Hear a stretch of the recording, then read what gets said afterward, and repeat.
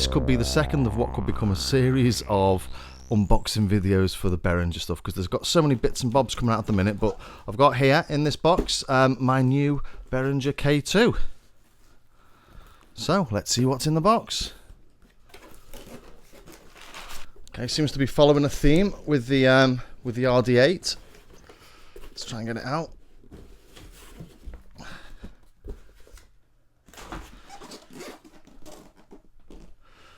Similar sort of white box, and here we go. So we've got a quick start guide, a couple of leads, a couple of patch cables, and this other cable. I'm not sure what this is for. This looks like a sort of like an old printer cable or something, sort of serial cable, possibly for Eurorack, I think. Just slide it on, click into place. Let's find an adapter and let's get this out of its wrapper. And what we have here is a very nice looking little synth. Metal panel, sort of fake wooden plastic edge panels. Printed on the panel, not overlaid. Knobs feel nice and sturdy. Got MIDI in on the front, so if you're playing with Eurorack, it's quite useful. USB MIDI on the back, a MIDI through on the back, and a full size output, which is really good. And obviously you've got the DC in and power on and off there as well. So let's get a keyboard and hear what it sounds like.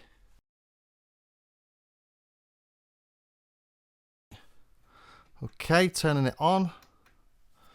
Green, yellow, and then red flashing, and then goes on to yellow. So imagine that's maybe some sort of calibration routine. See the modulation generators flashing there. First thing I think anyone should do when they do anything like this is just reset all the knobs, because you could well be looking for issues that don't exist. Let's knock everything down to 0, or at least let high pass on 0, low pass on full, put both the peaks down. But most essentially, make sure that all these modulations are down. Otherwise, you might think it's going out of tune, or the filter's doing something odd, and it's not. It'll just be getting modulated. So I've got portamento on 0, master tune around 0 as well.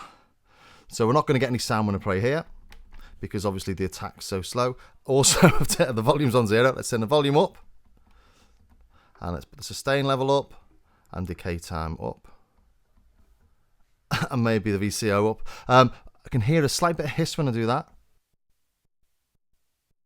Don't know if that's coming through on the recording or if you can hear it on your headphones, but I can hear it in the studio. Not necessarily a bad thing, just means the VCA is open. Okay.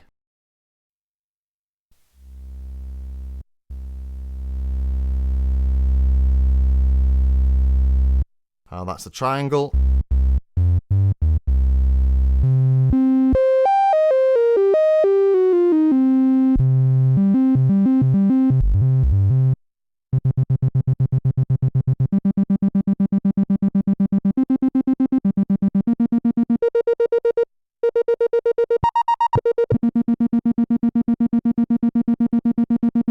This is meant to give some sort of arpeggio. It does not really do much, is it, that micro key here? Okay. VCO1's working, VCO2. We've got sawtooth, don't have a triangle on that. It's got sawtooth, pulse, square I should say.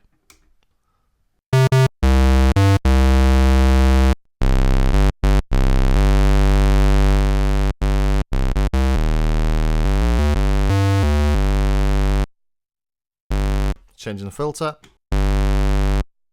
Okay, pulse, and what it calls ring on the MS-20. Let's try that on VCO1. Got triangle, sawtooth. We've got a pulse.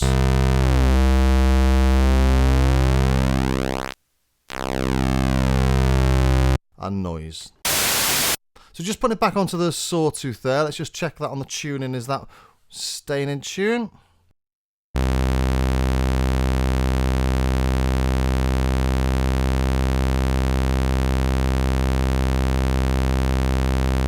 You can hear that sort of wavering round a bit. That's your VCO circuitry.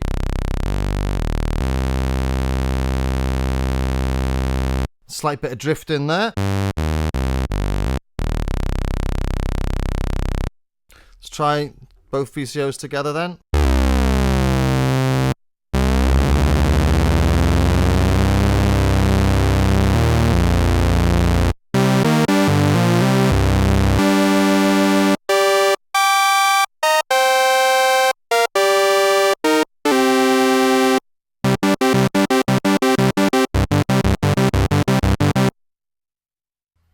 The knobs twist really nicely, sort of feel really sort of nice and sturdy actually, even though they're quite small. This panel is quite small compared to the Korg Mini MS-20. It still feels slightly smaller. As I said, you get 2 patch leads. I think that's a little bit measly, but I think Behringer probably expect you've got others lying around. If you're anything like me, you probably have. So these are from my Korg MS-20. But yeah, it feels a little bit tight, that, but you know, they're fitting into Euro rack format, so that's not a complaint. That's just something to note. I don't think it's going to make it any less usable. Let's have a listen to the filters.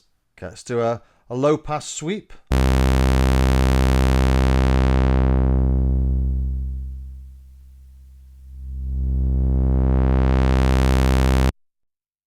Let's get some resonance in there, so watch your ears.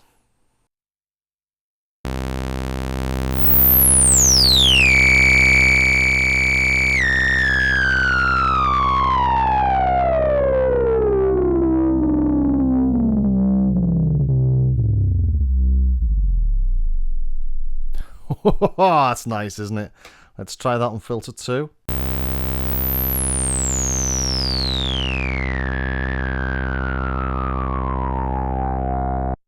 Those harmonics are great, aren't they?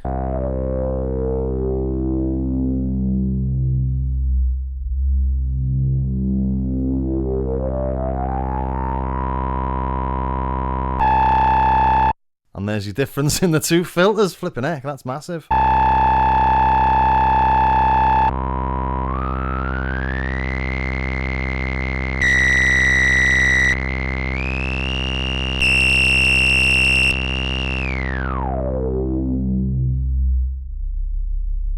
Oh, some bass in that. Let's have a little play with the high pass as well then.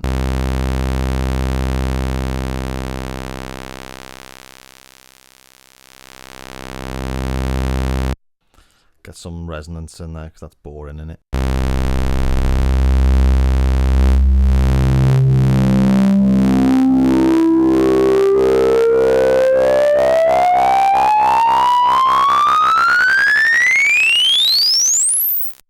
And that's not. Try that on filter 2.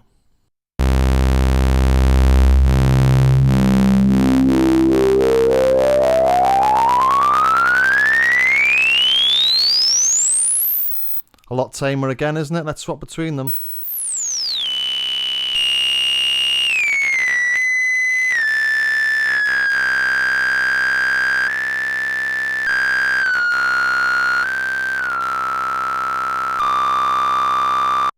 Yeah, filter 1's a screamer, isn't it? What I'm listening for here is the noise you get when you turn the low pass really all the way down, and you get this on the Korg MS-20 Mini as well. I mean, that's really loud in the studio at the minute. But if, for example, you've got a sound that modulates the filter down to 0, you might notice it in a track. Let's just modulate the low pass with envelope generator 2, which is here.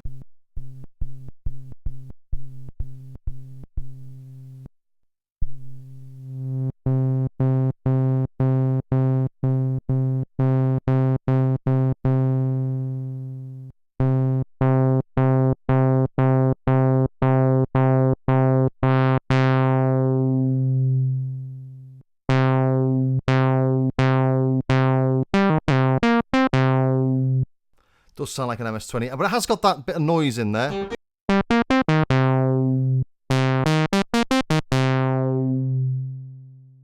Much less on filter 2, so let's just turn the peak down and the envelope generator down. Yeah, filter 1 makes an awful lot more noise. So imagine that's built in, you know, if it's emulating the original filter on the MS-20, maybe it was noisy. I know it is on the MS-20 Mini, and the MS-20 Mini is based on the filter 1, so makes sense. Much less, if any, noise. I wouldn't say there's any in that. So straight away, this is more useful to me than the Korg MS-20 Mini when doing those sort of sounds, because I can't do that sort of sounds without the noise being overbearing to me in the track. And I just basically go to another synth.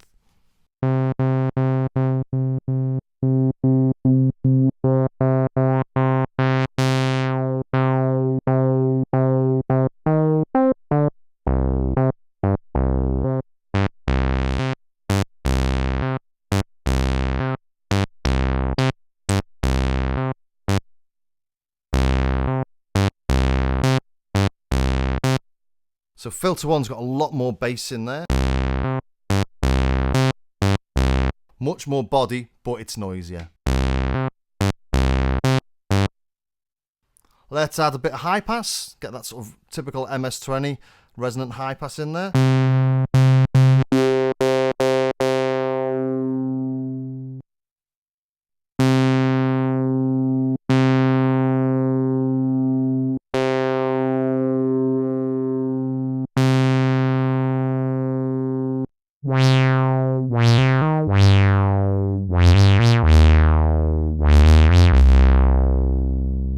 Not sure that's in the right key, but it's got that sort of feel, hasn't it?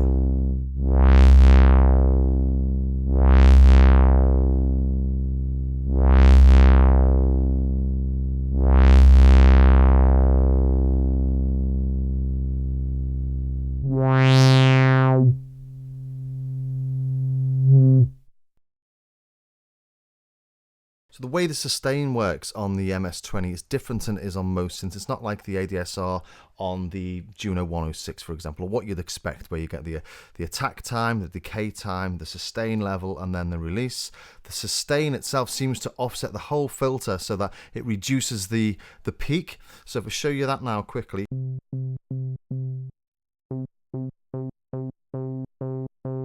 So the VCF peak is adjusted by this knob here, so effectively this knob's doing this, isn't it?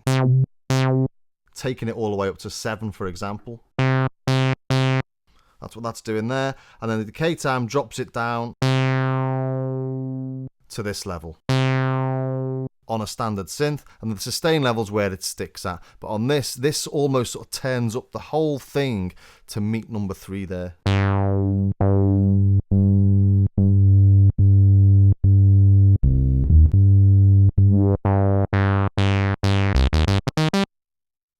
I've not explained that brilliantly, but it acts different to a standard sustain, and so does this.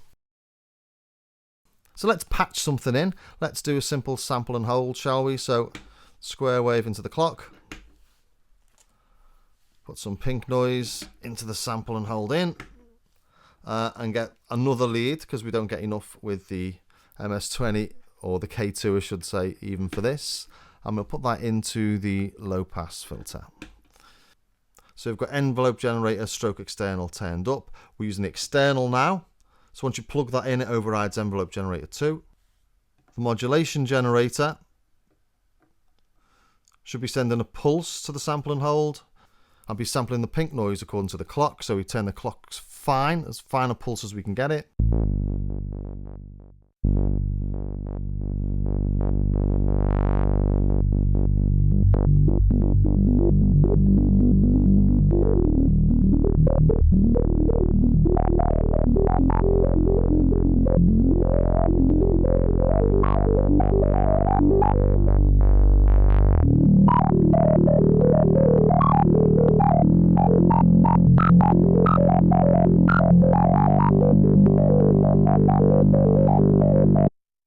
Cool. Let's try some distortion then. Take the signal out, put it into the signal in on the ESP, and then bring it out after the bandpass filter. You've got low pass, high pass, and you've got a signal level amplitude there. Put that into the external in. So this is the sound without the ESP. And add some signal level.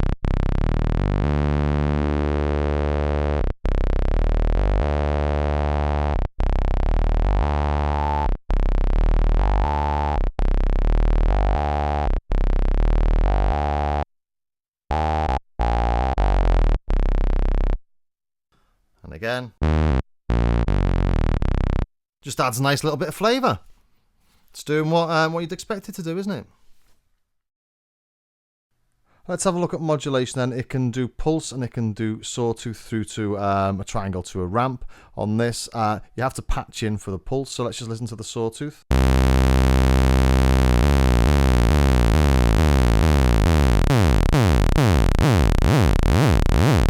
And when it's on central, it's on either a square or it's on a triangle. And that moves to a ramp.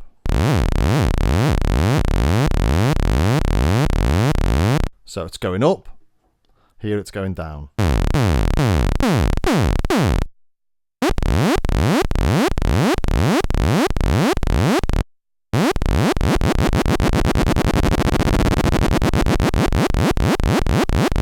Let's patch that to the square then.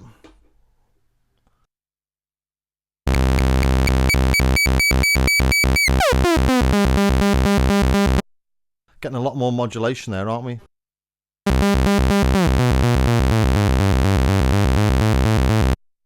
Then a pulse, thin pulse, and then a thin dip.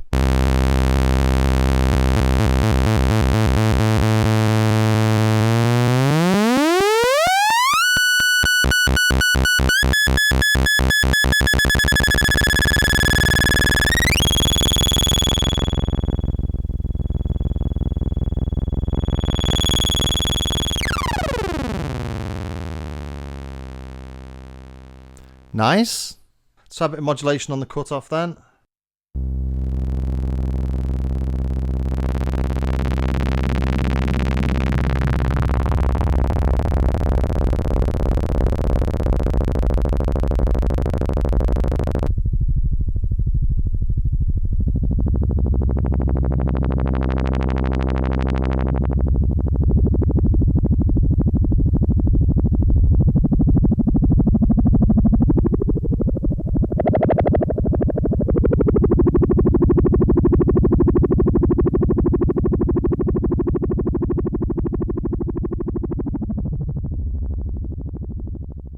Sounding like some of an old 70s sci-fi movie, isn't it? Really nice, all that. So first impressions is, yes, this sounds like an MS-20. It's a nice, solid little unit. All the knobs feel really, really nice and they've got a nice bit of resistance to them. It's small and compact, you know, but that's a good thing if you want to fit it into your Euro rack. But let's just compare it to the size of the MS-20 Mini. Okay, how am I going to show this? Just trying to get them both in shot here so you can sort of see the size. I think that gives a good idea of the overall size difference in them. So there they are together. The MS-20 Mini doesn't look so mini when compared to the Behringer. But you know, the Behringer does fit in the Euro rack. And the MS-20's got the keys, even though they're being mini keys.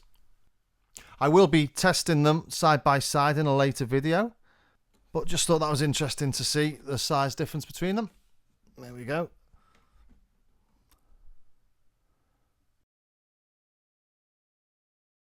Although it's quite compact, you can still read everything. Everything's quite clear, and these patch points feel quite sturdy.